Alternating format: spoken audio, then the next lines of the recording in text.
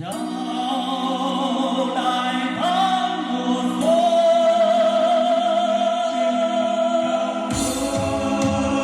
chào đại thắng mùa xuân,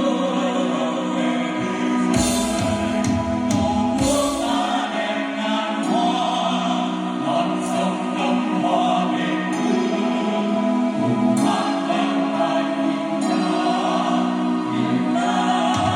Việt Nam ơi ơi, Hồ Chí